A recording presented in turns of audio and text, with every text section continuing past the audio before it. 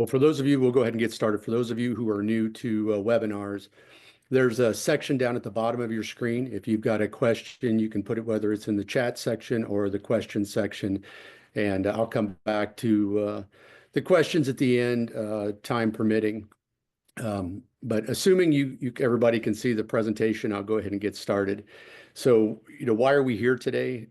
If you've seen all the information, what we want to talk about today is just exit planning and the importance of exit planning for really all owners, whether you're starting a business or you're selling a business or you're somewhere in between.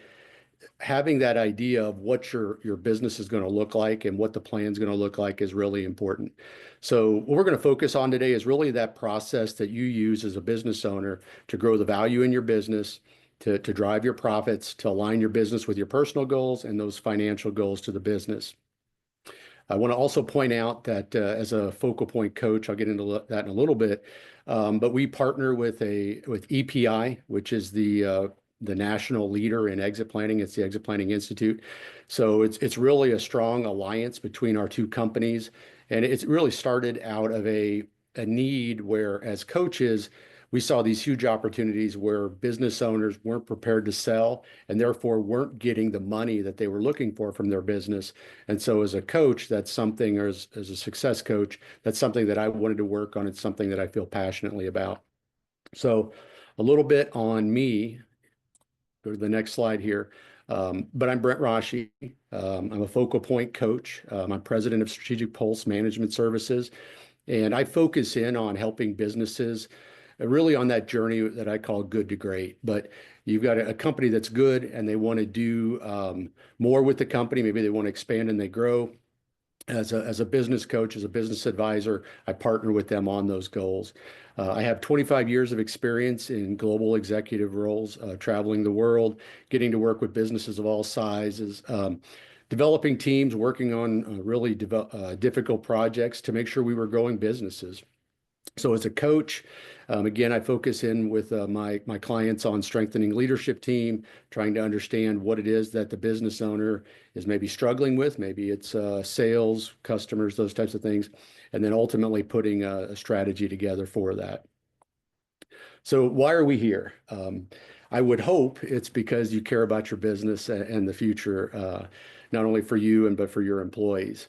So when we do these workshops, I often ask three questions. And the first one I start with is, what are your top three priorities in life? And if you've got a pencil or pen handy, just really take a second and reflect upon what are your top three priorities. Second question that we write down is, why did you start your business? Or maybe you agreed to join. Maybe the business was started by a founder and you took over the business, but what was your reason for joining? So stop for a second there. Usually in those questions, in the priorities, I get something related to maybe it was financial freedom. Maybe it was more time with their family. Maybe it was financial well-being. Maybe there's a variety of reasons. Maybe it was just a great opportunity. And the second question is, why did you start? It usually goes back to those first priorities, something in their life to where they were able to balance that need to start a business and their priorities in life. Third question that we get into, or that I always ask, is, are you a good company or a great company? So for most owners, of course, they're going to say they're a good company or a great company. But for the purposes of today, the question is, do your customers, do your employees, do potential buyers think you're a great company? So if you don't think the answer to that's a unanimous yes, then definitely you're in the right place. If you think the answer to that question is, no, I'm a great company, we do everything right, then I'll save you some time. This webinar is probably not for you. So a little bit on the market conditions that are out there, and probably my favorite discussion topic right now is like what's going on in the world, whether it's the stock market, tariffs, natural disasters. There's just so much negativity out there. I want to focus in on the positives, though. There is more personal wealth now available, and people are looking to invest in what I would call non-traditional investments. So business startups, real estate, and other things. So as a business owner, it's one of those things where your decision to maybe build the value of your business or maybe even sell may not be directly linked to what's going on in the market. And this could be a great opportunity to potentially get buyers that you wouldn't normally get. So a little bit on the market, just overall for businesses.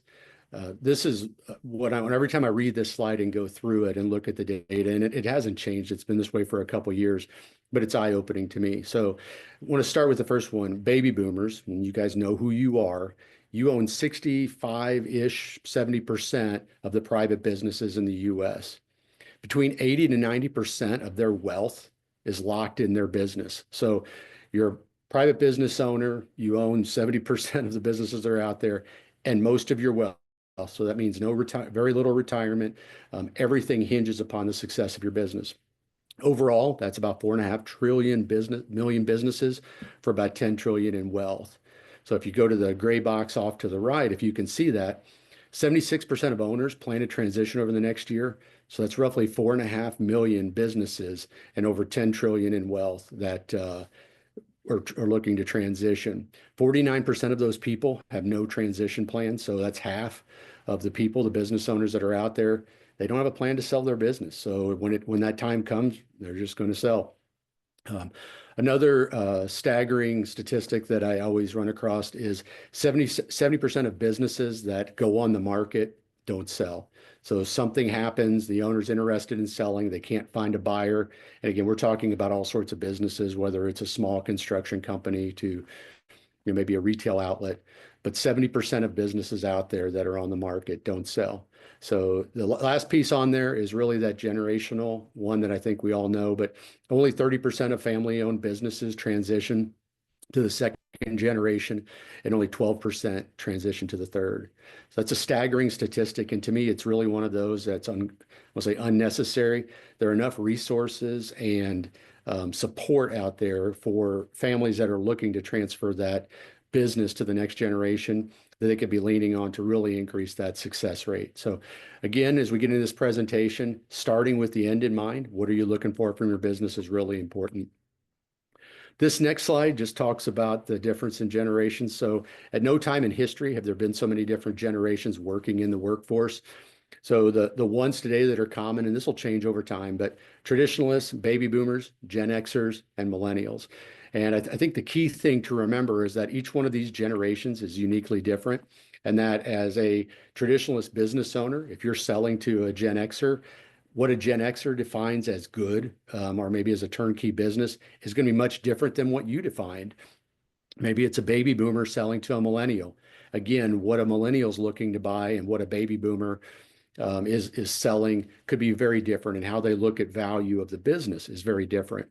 So if you look down through, there's some of the things that I always look at, like work ethic. The traditionalists, you got to pay your dues. The baby boomers, 60-hour or plus work week. They live in their business. Whereas a millennial, they're not doing that. They're focused. They've got a much healthier view on what work-life balance is, and they're thinking about what's next.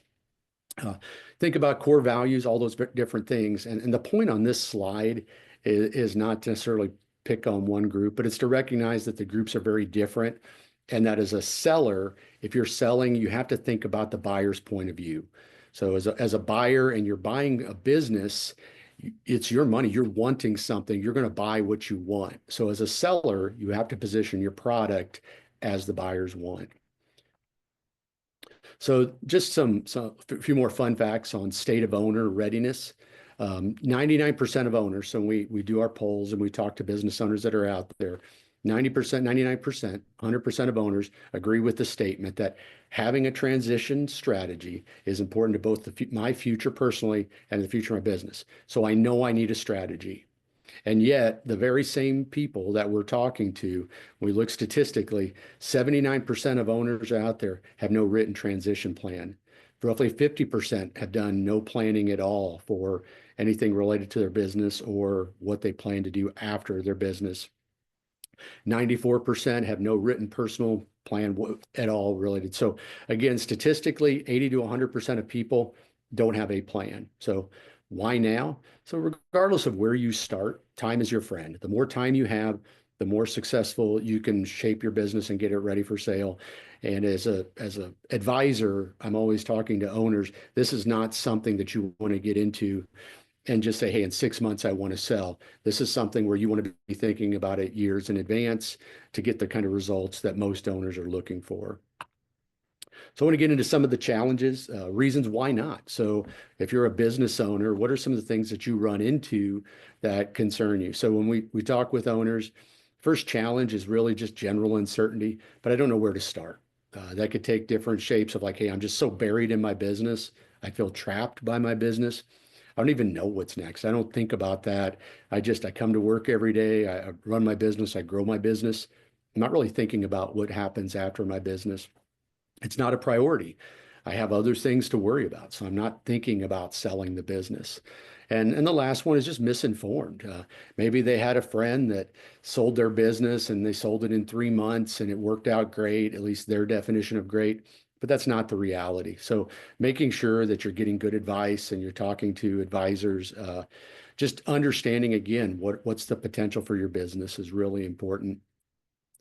The next challenge that we get into is the business owners typically have a very clear view of what they want from their business. They say, hey, I want this much money, or I want to exit and I want to be involved. Maybe I want to consult the business afterwards, or maybe I want to transfer it to a family member.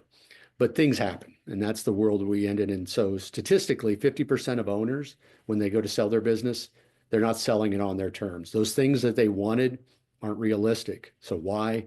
We talk about these 5 Ds: death, disability, distress. Could be an argument, could be a disagreement with a partner. A variety of things can happen that accelerate the need for somebody to sell a business. When that happens, there's higher risk. People aren't ready. And typically, that's when we talk about that, when, especially on the generational side in families, where family members just aren't ready and then the business struggles. What does that sound like a lot of times in meetings? Well, I need more time. My team isn't ready. My business isn't worth what I hoped. I need a few more years, or all my money is in my business. I can't do this. And so again, in my role as a sell-side advisor, it's working with that business owner to set some realistic timelines so that if these things do happen, we're much more prepared. Third challenge that we run in is that in many, many cases, owners are leaving cash on the table because they're purely looking at the profitability of their business. They get into those last couple of years, and the old mental model, remember we talked about being misinformed, is as long as my business is profitable, I can get a greater return. That's important. Having a profitable business is really important. But there's a lot more that an owner's looking for, and they're not looking for, did somebody just get it really profitable at the end? Maybe it's even a risk. Maybe they weren't taking care of the assets the way they were supposed to. Maybe they weren't taking care of the vehicles, the buildings. So again, if you've got a track record and you're looking at just focused on profitability, you're leaving money on the table. What we talk about as a sell-side advisor is making sure that the owner understands what's the total enterprise value. I'm going to go into that in a little more in the next slide.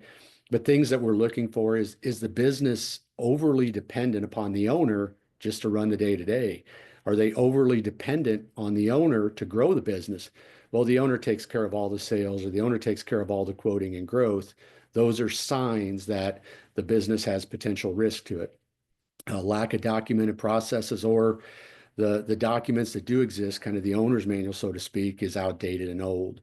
Remember that strategic buyers, which are the people we're looking for, they want clean financials, they want a turnkey business, they don't want to build it, they want to step in and grow it.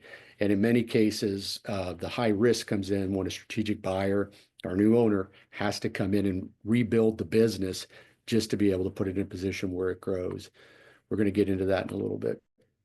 So enterprise value, and there's a lot on this slide, so I just want to put it into kind of 3 buckets. So that enterprise value, which is the overall value of your business, consists of 2 components. One is the tangible capital, and that's that, in simplest terms, that's the profit that we talked about earlier. But a business that has strong cash flow, profitability, good trends, really good reporting metrics, their financials are audited at some periodic frequency.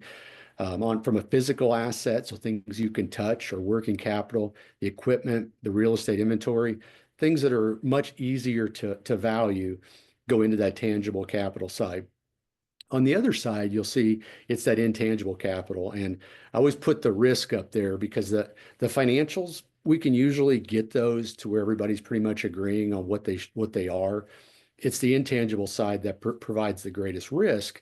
We find a lot of the owners, as we're talking to those folks, or at least in my case with my clients, they view their business as low risk, but somebody new coming in, looking at it, views it as high risk.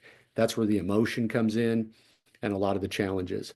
So there's four main areas on the intangibles. We're going to cover those a little more in a little more detail, but I always start with the human side of it. From a leadership and culture standpoint, does the business owner understand and have a what I call a working team? But there's clear understanding of how the sales function works, how the operations function works, and you can take the owner in and out of the business and the business still runs. Do they have a clear culture? Do they hire by their culture? Is it clear that they understand kind of that secret sauce of the business? Next aspect is their customer. Do they have just one customer or do they have a diverse customer? Obviously, if you're a business and you have just one or two key customers, if something happens to your customers, your business is going to struggle.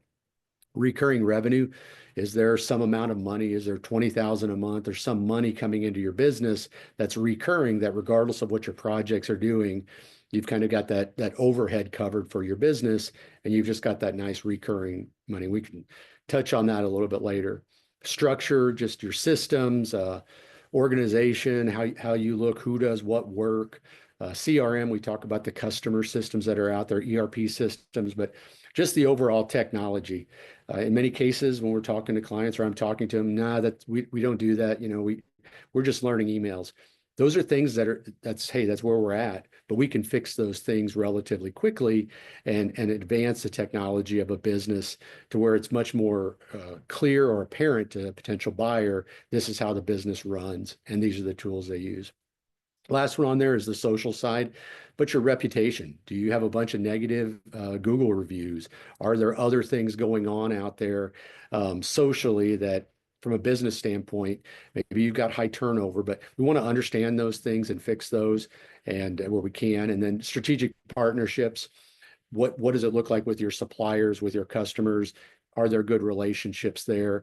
And when we get into valuation of a company, I think this is where people underestimate just how important this is, but intangible capital represents as much as 70-80% of the valuation of a business. So I want to repeat that again. This side of the valuation represents the single largest piece when it comes to determining overall enterprise value. So this next one, I'm just going to give an example only. This isn't anybody's business. I'm not sharing any confidential information. But if we were to look at a business and we were to put some math to this, and so there's some different terms up here we'll get into, but we think about the tangible, that again comes back to the cash of the business. So whether we're using EBITDA or the seller's discretionary earnings for smaller businesses, let's say in this example that's $1 million. That's the number that's out there. And so from a fair market value on the intangibles, we're looking at it saying, hey, it's heavily dependent upon the owner. There's no succession planning. The leadership team maybe is lacking in some areas, lack of documented processes. The revenue's very sporadic, very choppy. The value of that business may be a simple multiple of 4. It could just be a 4x. And again, these are generic examples. So we talk about a $4 million business. On the flip side, if we said, okay, we're looking at that same business, however, they have a strong leadership team. The owner's not involved in the business every day. They're taking vacations. They're out of the business for 30 days at a time, 60 days at a time. Key processes are documented.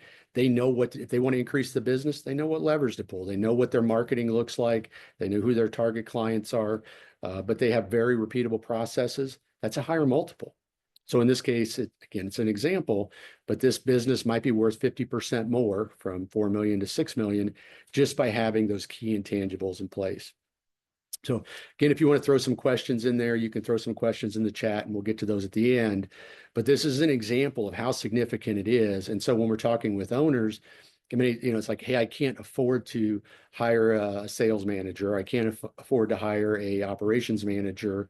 Well, here's the opportunity that, that $60,000, $70,000 a year job. If you make that investment in that person, not only is your business going to run better day to day, but here's the opportunity on the overall value of the business. So it's that long-term thinking versus short-term thinking. So what's my role as a sell-side advisor? What do I do? And my main goal is to really shift that business owner's mindset. As a coach, I spend a lot of time, well, we've always done it this way, or this is how it is. But if you connect with business owners to, hey, here's where you want to be, here's the things that have to change, just like that business owner learned the business maybe 20 years ago, they're going to learn a new way to run the business. And in many cases, they find that fun that they used to have, and they're able to really do things in the business that they enjoy. So I use this example a lot. And if you don't know who this is Lance Armstrong, but he's a world known rider, amazing bike rider, has a little bit of, there's a little bit of history that follows him. There were some scandals and things like that at the tail end of his career, but a very good rider. And so the analogy that I use a lot in my workshops, so you guys don't know me, but if I was to go out with Lance Armstrong on a Saturday and we were to ride bikes, who do you think's going to win the race, right? Well, it's going to be Lance Armstrong. And the reason I tell this is my goal is not to make business owners the Lance Armstrong. My goal is never to make them the best riders out there. And quite honestly, that's not realistic. But if I was to frame this up differently and said, okay, Lance Armstrong gets this bike and I get to pick the bike that I want. So I get to pick the best bike that's out there. Who do you think's going to win? Well, that changes things, right? And so for many business owners, it's not about getting necessarily getting faster or better or being competitors. It's simply about getting a better bike. And those are things that we can do. And then that takes the place of systems. Maybe it's new mental models. It's just changing the structure of their business a little bit. But as a sell-side advisor, we get our business owners a better bike. So again, it's not about working harder. It's not about making you into a world-class triathlon. It's simply about giving you better tools to make better decisions to improve your business. So getting into that shift a little bit, the first thing that we focus on, that I focus on with clients, is this idea of holistic planning. And I hear a lot of times with owners, well, I keep my work life separate. Like, hey, it's like, but you just told me all of your kind of time, effort, money is invested in your business.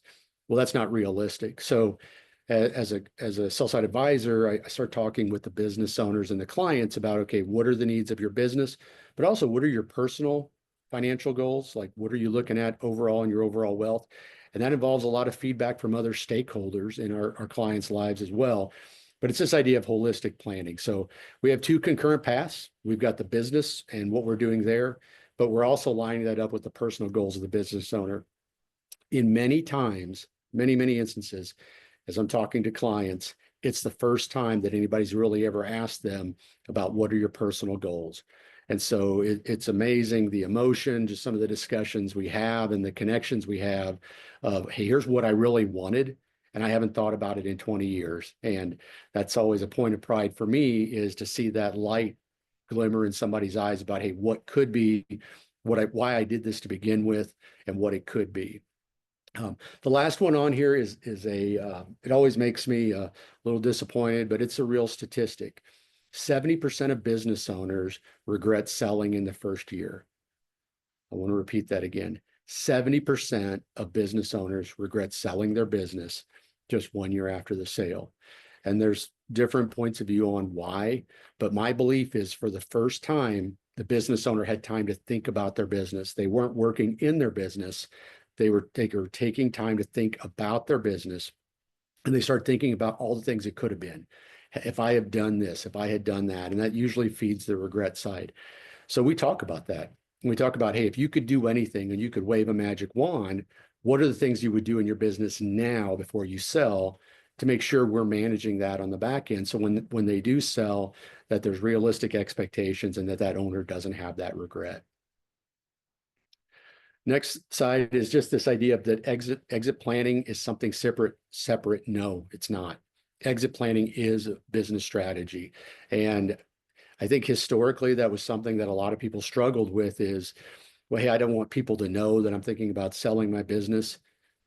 I hate to break it to anyone, but nobody lives forever. So understanding that, hey, everybody expects that at some point you're going to have to exit your business. Now, again, maybe you're transferring it to family, or maybe you're doing something else. but having a clear understanding provides clarity to the business. It makes your business actually more efficient and effective.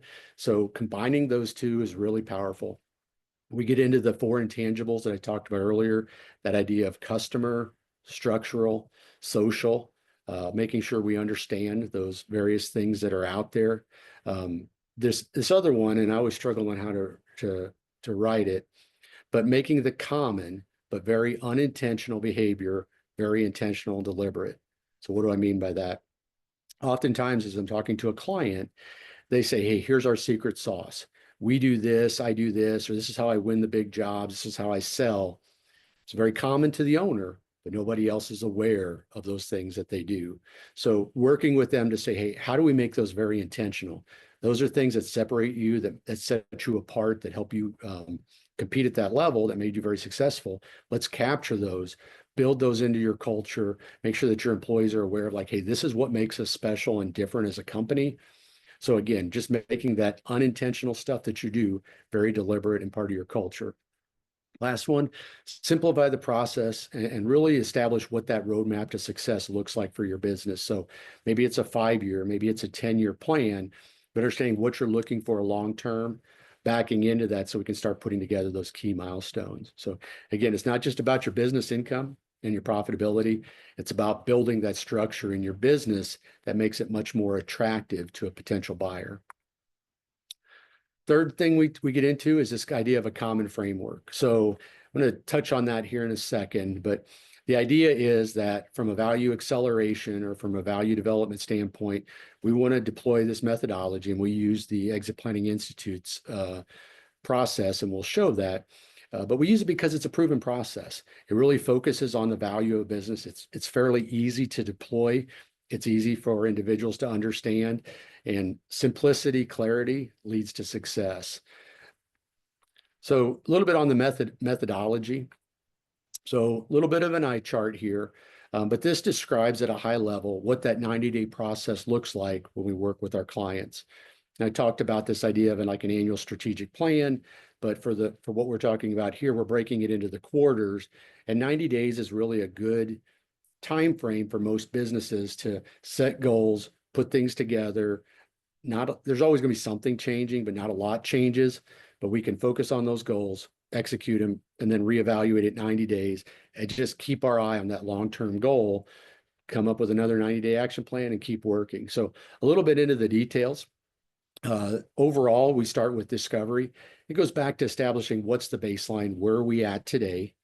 We start looking at a business valuation coming up, and you look in the far left corner there, you'll see business valuation. I'm not talking about an expensive third party. In some cases, that's necessary, but in many cases, we have a simple process we go through. We ask some questions, we look at the current performance of the business, and we do just a high-level business valuation. From there, we develop an action plan. We line those things up with what the owner's expectations are for their financials. We work with their wealth management team. In many cases, our owners' clients have a fairly thought out process for legal, for tax, for wealth management, but we pull that all together, focus on that action plan. You see, as we get into that second part, we prepare, but just doing the personal and the financial planning for the business. Does everything line up? What are the things we're going to work on in the business? If we've got a lot going on in the personal side, can the owner dedicate the time necessary to work on the business side of it? But overall, we're trying to take risk out of the process. We're trying to take out those potential potholes or red flags for the buyer or the owner to where there's some discomfort later on in the life. The next part, it's pretty simple, but it's the assemble proof and this overall master plan. So are we doing what we said we're going to do? We start putting the documents where they need to be. We start collecting things. We just make it part of the business process so that when the transaction time comes, it's not a separate process to have this data room. No, we've got the trends, the metrics, the financials, everything's consolidated, and it's tied to a plan. From there, the thing that makes us unique is we treat the business as just a recurring decision of, okay, I'm at the end of this 90 days. Do I want to grow the business? Or did I hit, I have some financial understanding now, and so I have a range of value.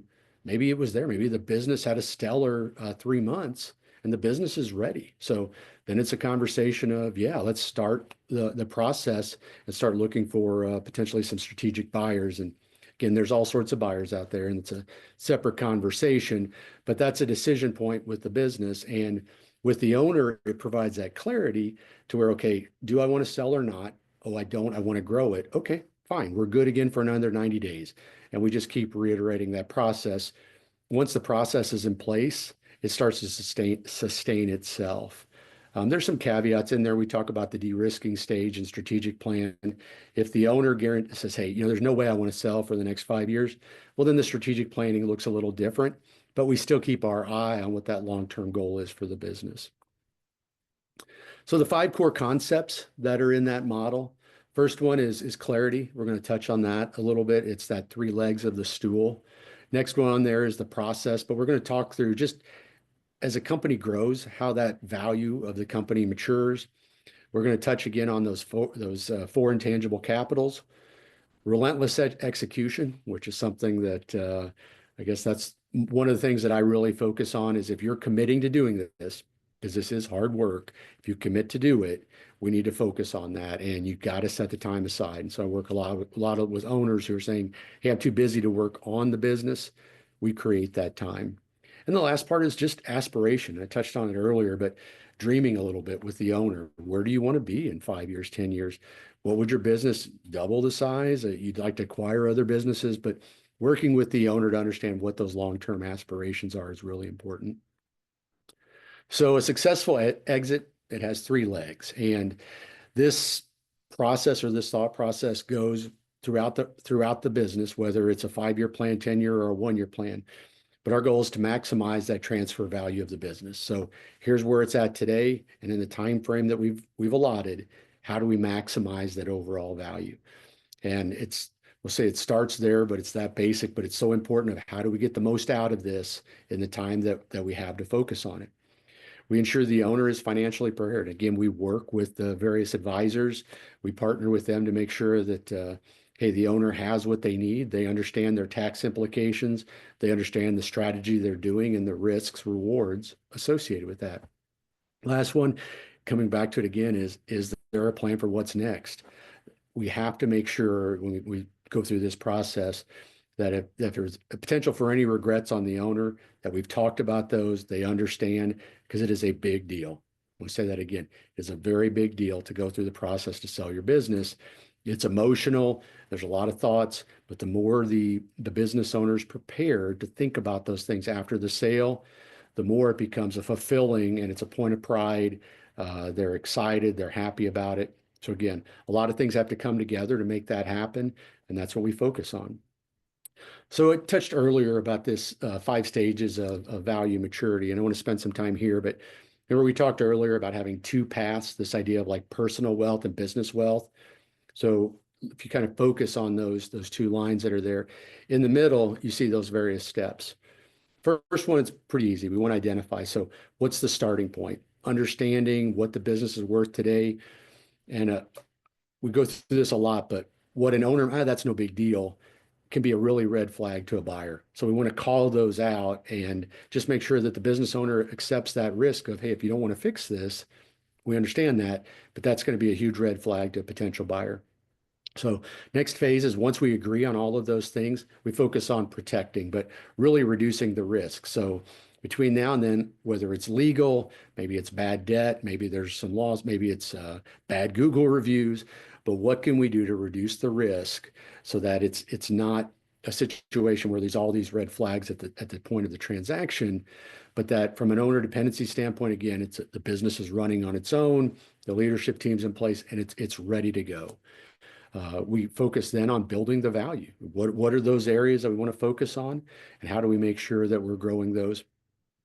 Next part, pretty straightforward, but it's the harvest side. This gets to be, in some cases, the fun side for the business owner, but it's the art of the deal. But it's starting to think about, okay, I've got it. Now, here's what we've grown. Here's what we've done. Now, how do I go out and start thinking about how I want to transfer the business? How do I want to transition? Could be different models. There's so many different ways that business owners can pull value out of the business, whether it's just a sale or an ESOP or whatever the item might be. but making sure that they understand that even with an ESOP, which is a kind of a common one, there are still risks, and having a leadership team that's very embedded in the business, that's focused on the future is so critical, regardless of the path you choose.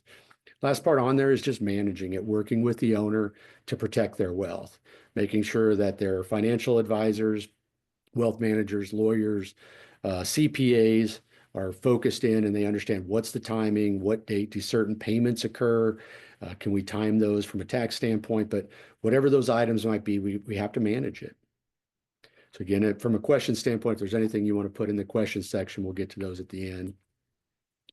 So this is a slide I like to spend a little more time on, but it really gets into these four intangibles. And you'll see this slide or this out there maybe on the internet, but I intentionally always put the human capital kind of underneath supporting everything. I can't reiterate it enough. If you don't have a leadership team in place or a process, and it's not always just leadership team, maybe it's employees that are doing some of the work, it becomes very difficult to de-risk your business. It just puts a lot more risk in it. So as you're thinking about human capital, the basics, leadership strength. Another one I run into often, titles. It's okay, you can call a position whatever you want, and you can give it a vice president or a senior manager title, but you need to make sure there's a job description that describes what that person does. If a potential buyer looks at it, right or wrong, there's things that they think about and they say, okay, if it has this title, this is what the person does. If that's not the case, that creates a huge risk for the buyer if they know they have to come in and get 2 or 3 new people on the leadership team. Employee retention. Are people working for your business because they're your friends, or are they working for your business for the right reasons, meaning they want to grow it, they have the best interest of you and your business in mind? Company culture, is it clear? Is it embedded into the business?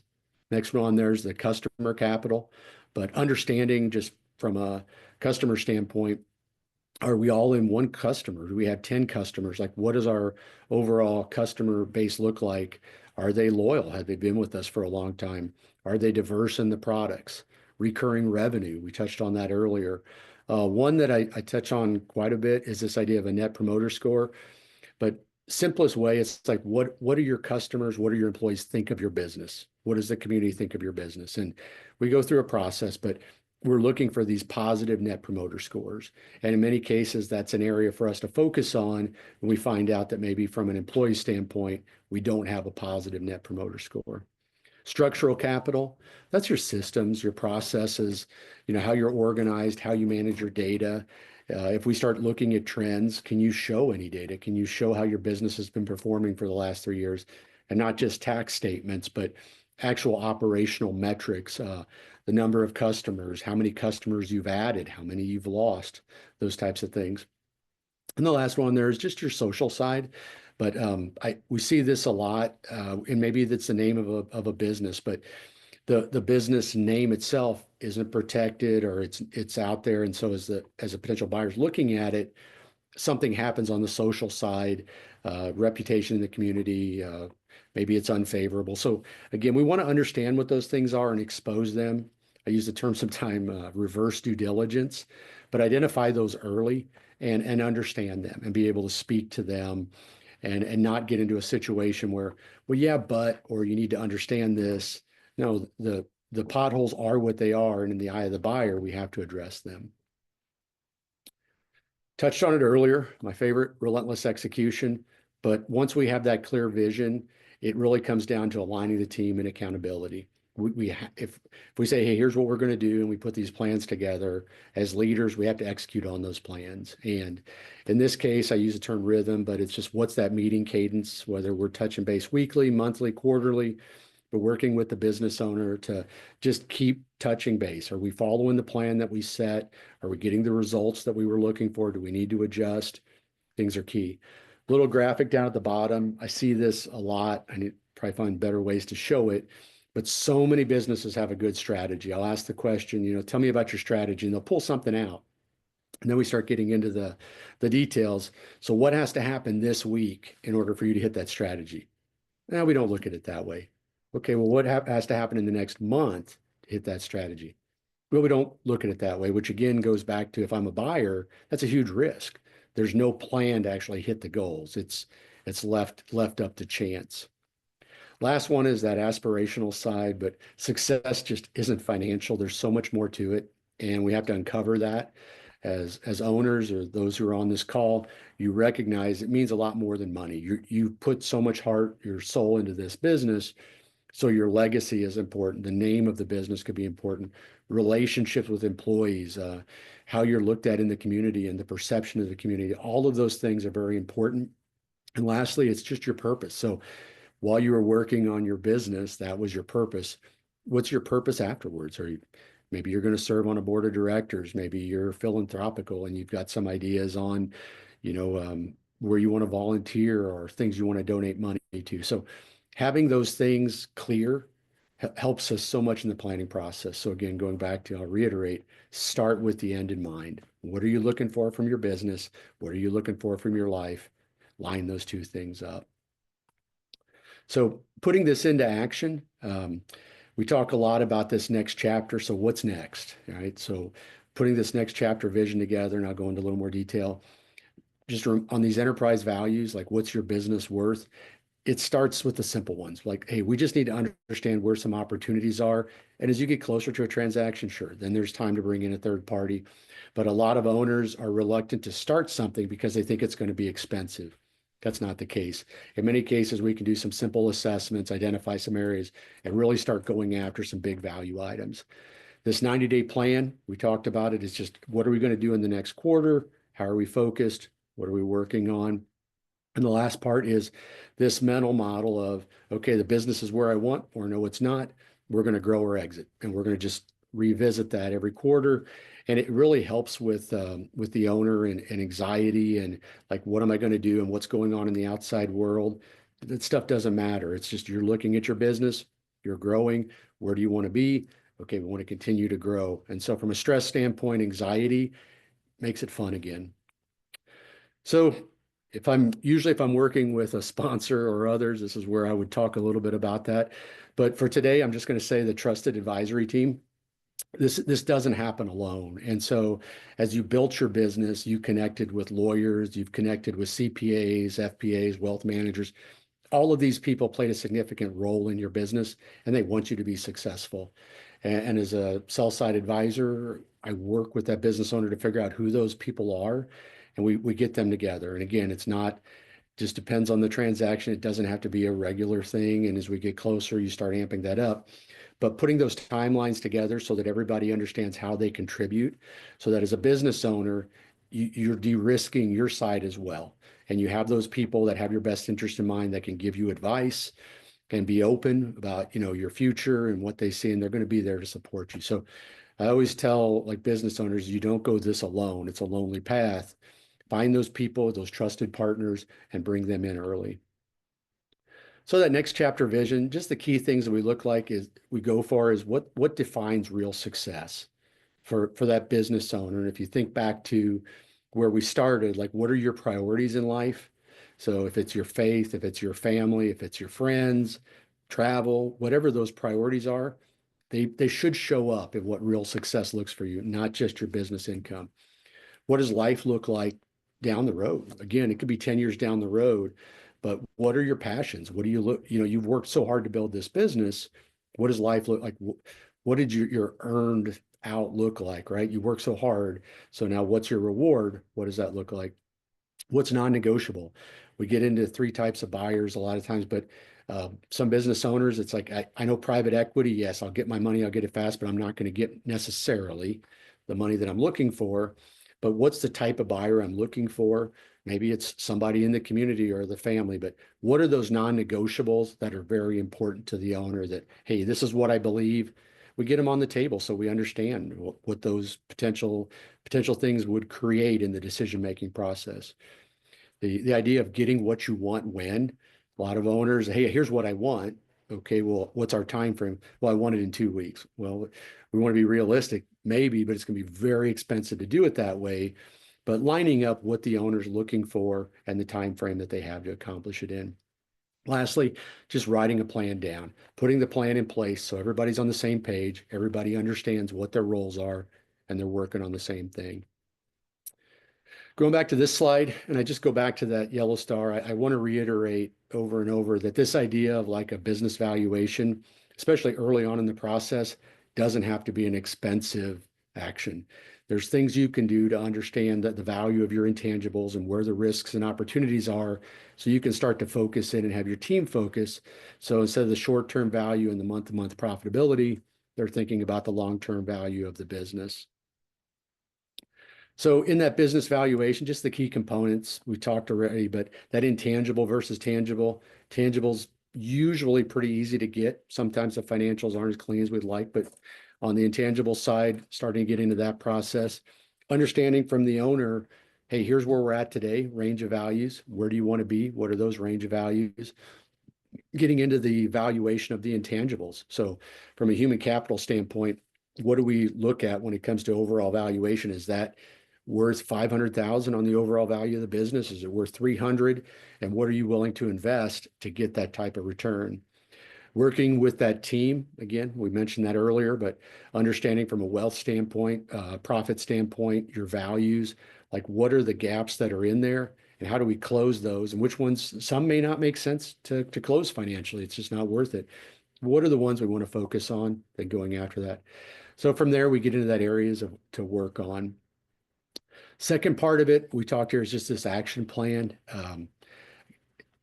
Many business, I don't say it intimidates, but just having a clear plan, understanding for each person on the team, even if it's a solopreneur or the owner, what's that big rock that I need to focus on this quarter, and then breaking it down into what has to happen this week and setting the time aside. I do a lot of business planning training, and well, how many hours a week do you spend to work on the business? And it's zero, right? So, okay, can we get 1 hour a week to work on the business? But what are those things you want to do to advance the business? And then from a business big rocks, maybe it's a heavy customer concentration, and we want to work with that business owner to add 3 clients in the next 2 years. So this quarter, maybe it's just identify who those clients are. Next quarter, we're going to reach out and talk to them. Third, start doing some discovery. So, but laying it out in actionable steps, and then every 90 days, reassessing. Did we hit our goals? Did we see a change in valuation? And as a business starts focusing on continuous improvement, it's catchy. And other areas of the business start to see it and improve as well.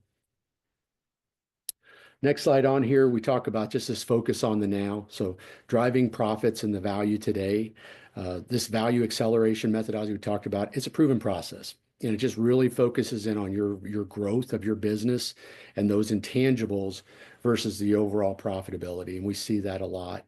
It promotes teamwork. It aligns people. It just creates a leap in value and your short-term income as well. So again, it's a great process. It's something that I love to talk to clients about and explain it to them. So if it's something you're interested in, we'll get into some contact information in the next slides.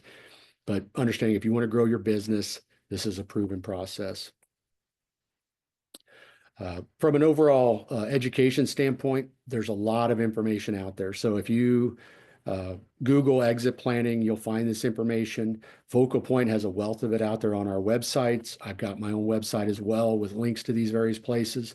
But if you go out to Focal Point and you see the web link there at exit planning, we also have links to the Exit Planning Institute, which again is another wealth of information out there. But I work with clients, like just educate yourself, understand what your options are, and going back to your terms, know your strategy and understand what's negotiable, non-negotiable for you, and then exit your business on your terms. So just a reminder on me, I've got my phone number out there. This is a recorded webinar. So after the session, you'll get a link if you want to go back and watch it. My contact information's in there as well. Don't hesitate to call me. A lot of people well, I didn't want to call or I get phone calls all the time. I have short conversations with people. Some people are ready. Some people want to hit the ground and get working on things. Everybody's different. Conversations are free. I usually have 5 or 6 conversations before it ever leads into something that we say, hey, this might work. Here's something I think we could work on together to increase the value of your business. But we have to have a lot of conversations first to get to know that. That's my email. Last one on here is just overall thank you. Really appreciated that you guys took the time to attend today. And with that, we'll get into any questions that folks might have. So the questions that out there, are there unique ways to help family-owned businesses where children will buy a portion from parents, owners eventually, after partnership is gifted to the kids, or is it similar to selling a business to an outside source? So great question. I think there's probably like three or four questions in there. And I think this is where it really goes back to this tax strategy. So if you were to say, okay, this family already has a lot of generational wealth, I think the tax advisors and other advisors are going to suggest maybe looking at it from this point of view and setting up potentially different structures or maybe even setting up segments in the business. If that's not the case, and there's a lot of cash and lines of credits and people are out there putting additional mortgages on their houses or things like that, it's a completely different scenario. So we run into both, but it really comes into what's the owner looking to take from the business. And if the owner needs cash because 100% of their value in their retirement's in the business, that usually drives everything else. I don't know if that helps, but if got any questions, you could send to that. Any other questions?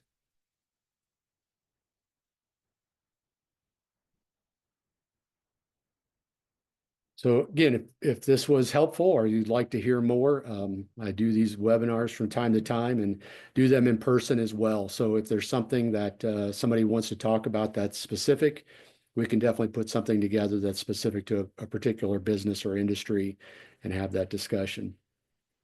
Again, thank you for your time. It was a pleasure. Again, Brent Rasche with Focal Point, and you have my contact information. If you have any questions, feel free to reach out. Thank you and have a good day.